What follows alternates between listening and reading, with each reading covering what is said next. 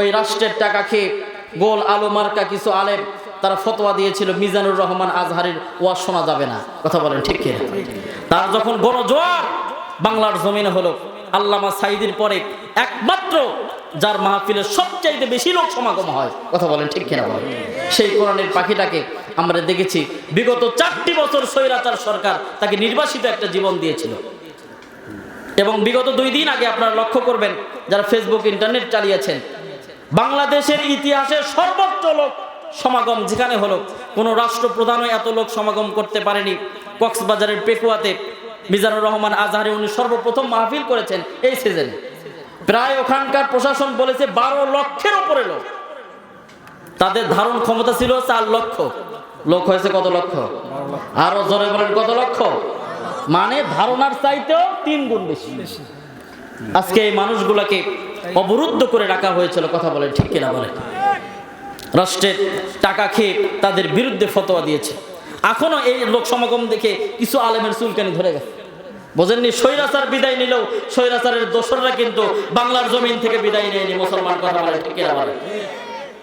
তারা আজও চুলকানি হয় লোক সমাগম দেখে। মনে হয় আল্লাহ যদি কারো সম্মান দিয়ে থাকে, কারো যদি ইজ্জত দিয়ে থাকে, ইজ্জত দেওয়ার মালিক আল্লাহ। সারা পৃথিবীর মানুষ একত্রিত হয়েও তাকে বেয়াজ্জতি করতে পারবে। আপনারা দেখেছেন আল্লামা মামুনুল হক, যার কথায় হাজার হাজার মানুষ ময়দানে ছুটে আসে, এক বাক্যে যিনি জবান দিয়ে কোরআনের হক কথাগুলো বলে, কথা বলে ঠিক কিনা বলে, তাকে কিভাবে তাকে লম্পট বানানোর চেষ্টা করা হলো, তার চরিত্রের ভিতরে কালিমা লাগানোর চেষ্টা করা হলো। কালিমা লাগানোর চেষ্টা করা হওয়ার পরেও তারা কিন্তু বাংলার জমিনের সম্মানের সাথে আছে। যারা কালিমা লাগিয়েছে তারা মামুর বাড়ি দিল্লি চলে গেছে, কথা বলেন ঠিক কিনা বলে। সম্মানিত উপস্থিতি, ওই রাষ্ট্রের যারা দালাল, ওই জ্যোতিষী বলতেছে নমরুদ স্যার আপনার কোনো চিন্তা নাই, আপনার কোনো ক্ষতি করতে পারবে না। কিন্তু নমরুদের মনের মধ্যে চোরের মন, আরো জোরে বলেন চোরের মন। এবার নমরুদ ডাক দিয়ে বলে, জ্যোতিষী শোনো, তোমাদের কথাগুলো আমার বিশ্বাস হয় না। তোমরা বিদেশ থেকে বড় বড় জ্যোতিষী ভাড়া করে নিয়ে আসো, যত টাকার দরকার হবে, যত পয়সার দরকার হবে, যত সম্মানের দরকার হবে, যত ব্যবস্থাপনার দরকার আমরা ব্যবস্থা করে দেব। তোমরা বিদেশ থেকে একটা জ্যোতিষী নিয়ে আসো, তোমাদের স্বপ্নের ব্যাখ্যা তাবির আমার ভালো লাগে না। এবার বিদেশ থেকে একজন দামি টাকা দিয়ে বড় একজন স্বপ্নের তাবির নিযুক্ত করা হলো, জ্যোতিষী নিযুক্ত করা হলো। এবার জ্যোতিষী এসে ডাক দিয়ে বলে, নমরুদ তোমার এই ত্রাসের রাজত্বটা খতম হয়ে যাবে।